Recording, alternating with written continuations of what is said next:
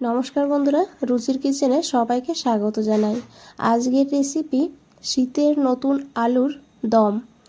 আলুর দম অনেক খেয়েছেন, তবে একবার হলে এইভাবে মটরশুঁটি দিয়ে আলুর দম রান্না করে খেয়ে দেখুন, অসাধারণ লাগে খেতে। আর এই রেসিপিটা আপনারা সব কিছুর সঙ্গেই খেতে পারবেন, খেতে কিন্তু দুর্দান্ত হয়।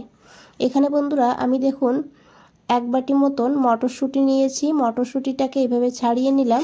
আর এখানে দেখুন আমি প্রেসার কুকারে এখানে আমি 5টা আলু নিয়েছি। আলুটাকে ভালো করে ধুয়ে প্রেসার কুকারে দিয়ে 3টে সিটি লাগিয়ে দিয়েছি মিডিয়াম ফ্লেমে। তারপরে যখন প্রেসার কুকারটা ঠান্ডা হয়ে গিয়েছে তখন আমি ঢাকনাটা খুলে আলুগুলোকে বের করে নিয়েছি। এখানে আমি একটা আলু সরিয়ে রেখেছি, আলুটা পরে ব্যবহার করব। তো এখানে দেখুন আমি 4টে আলুর খোসাটাকে প্রথমে এইভাবে ছাড়িয়ে নেব। আলুর খোসাগুলোকে তুলে নিয়েছি। এখন এই আলুগুলোকে কেটে নেব, তবে খুব বেশি বড়ও করব না, আবার খুব বেশি ছোটও করব না। দেখুন যেগুলো একটু বড় আলু সেটাকে আমি 3 ভাগ করেছি, আর যেগুলো মিডিয়াম সাইজের সেগুলোকে 2 ভাগ করেছি। আপনারা চাইলে এই রেসিপিটা ছোট আলু দিয়েও রান্না করতে পারবেন। তো এখানে দেখুন আলুগুলো কাটা হয়ে গিয়েছে। এখানে আমি একটা কড়াই বসিয়ে দিয়েছি। কড়াইতে দিয়েছি সর্ষের তেল। রান্নাটা সর্ষের তেলেই করবেন, তাহলে স্বাদটা বেশি ভালো হবে, তবে সাদা তেলেও করা যাবে। পরিমাণ মতন তেল এখানে দিয়ে দিয়েছি, তবে আপনারা তেলের পরিমাণটা একটু বাড়িয়ে বা একটু কমিয়ে নিতে পারেন। আর তেলটাকে খুব ভালো করে গরম করে নিতে হবে। তারপরে এখানে আলুগুলো দিয়ে দিতে হবে, তবে এখানে আমি লবণ দেব না। আলুটা যখন সিদ্ধ করেছি তখন কিন্তু লবণ দিয়ে দিয়েছিলাম 1 চামচ মতন। এখন এই আলুটাকে মিডিয়াম ফ্লেমে একটু লাল লাল করে ভেজে নিতে হবে। এইভাবে একবার হলেও এই শীতের দিনে রান্না করে দেখবেন, অসাধারণ লাগে খেতে। রুটি, লুচি, পরোটা, ফ্রাইড রাইস বা নর্মাল ভাত সব কিছুর সঙ্গেই খেতে কিন্তু দুর্দান্ত লাগে। তো দেখুন এখানে আলুটা ভাজা হোক, এখানে আমি একটা মশলা বানাবো। তো এখানে একটা মিক্সচার গ্রাইন্ডার নিয়েছি, সেখানে নিয়েছি 1/4 চামচ ধনিয়া, গোটা ধনিয়া নিয়েছি, আর 1/2 চামচ নিয়েছি এখানে গোটা জিরা। আজকে বন্ধুরা এখানে গুঁড়ো মশলার ব্যবহার করব না, মশলাটাকে বেটে ব্যবহার করব।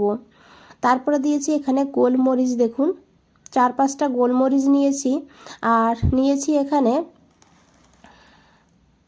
একটা এলাচ ছোট, আর একটু দারচিনি।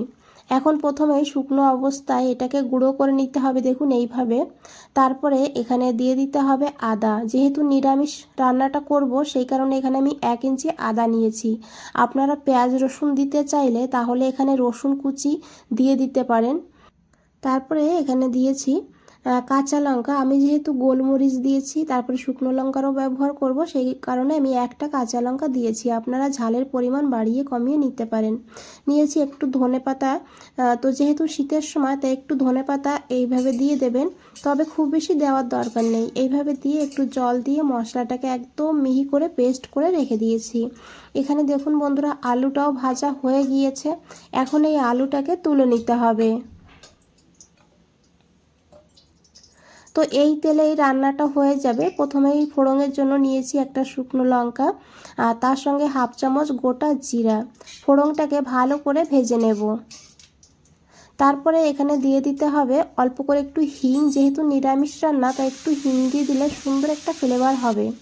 তারপরে দিয়ে দিতে হবে বেটে রাখা সেই মশলাটা, দিয়ে ভালো করে এইভাবে তেলের সঙ্গে মিশিয়ে নিতে হবে। এখন এখানে দিয়ে দিতে হবে পরিমাণ মতন লবণ, তবে খেয়াল রাখবেন আলু সিদ্ধ করার সময় লবণ দিয়েছিলাম, সেই বুঝে লবণটা দিতে হবে। তার সঙ্গে 1/4 চামচ হলুদের গুঁড়ো, আর সামান্য একটু দিয়েছি কাশ্মীরি লঙ্কার গুঁড়ো। কাশ্মীরি লঙ্কার গুঁড়ো আপনারা দিতে না চাইলে না দিয়েও রান্নাটা করতে পারবেন। আর একটু জল দিয়ে দিয়েছি, জল দিয়ে খুব ভালো করে 2 মিনিট এইভাবে মশলাটাকে কষিয়ে নেব। তো দেখুন এখানে মশলাটা কষানো হয়ে গিয়েছে, মশলার থেকে তেলও ছেড়ে দিয়েছে। এখন এখানে দিয়ে দিতে হবে মটরশুঁটিগুলো, আর মটরশুঁটিটাকে দিয়েও এইভাবে 1-1.5 মিনিট ভালো করে মশলার সঙ্গে ভেজে নেব। বন্ধুরা এখানে একটা কথা বলে রাখি, যদি রেসিপিটা ভালো লাগে অবশ্যই একটা লাইক করে দেবেন, চ্যানেলটাকে সাবস্ক্রাইব করে পাশে থাকবেন, আর ফেসবুক থেকে দেখলে পেজটাকে ফলো করে দেবেন।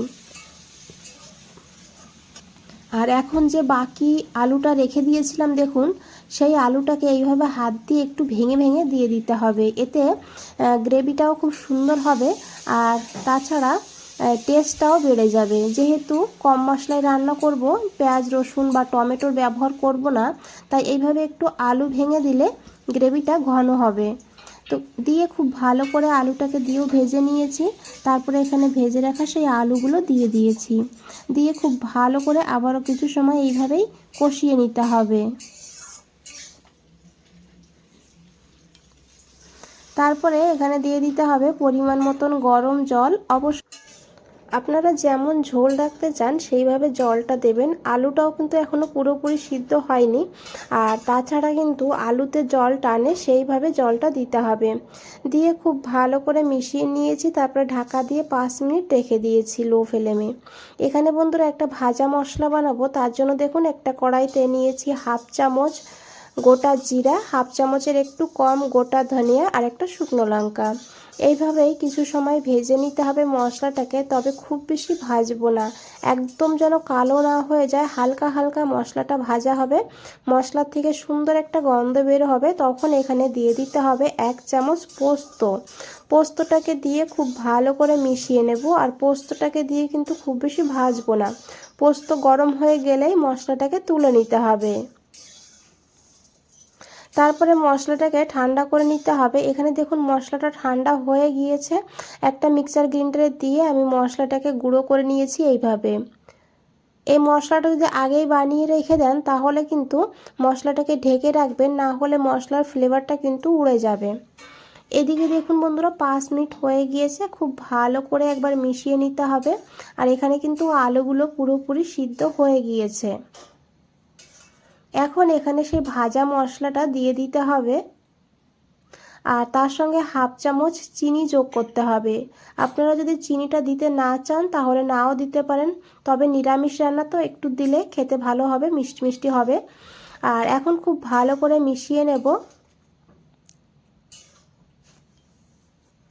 তারপরে ঢাকা দিয়ে 2 মিনিট লো ফ্লেমে রান্না করব। তারপরে গ্যাসটা বন্ধ করে আরও 5 মিনিট এইভাবেই রেখে দেব। তো দেখুন বন্ধুরা 5 মিনিট পর ফিরে এসেছি, আর আশা করি দেখে বুঝতেই পেরেছেন কতটা লোভনীয় লাগছে। আর এইভাবে রান্না করে দেখবেন, অসাধারণ লাগে খেতে। তো শীতের দিনে এইভাবে যদি আলুর দম রান্না করা হয়, মনে হয় আর কিছু লাগবে না। তাহলে বন্ধুরা আজ তাহলে এই পর্যন্তই, ফিরে আসছি নতুন কোনো রেসিপি নিয়ে। ভালো থাকবেন, সুস্থ থাকবেন। সবাইকে অনেক অনেক ধন্যবাদ এত সময় ধৈর্য ধরে রেসিপিটা দেখার জন্য।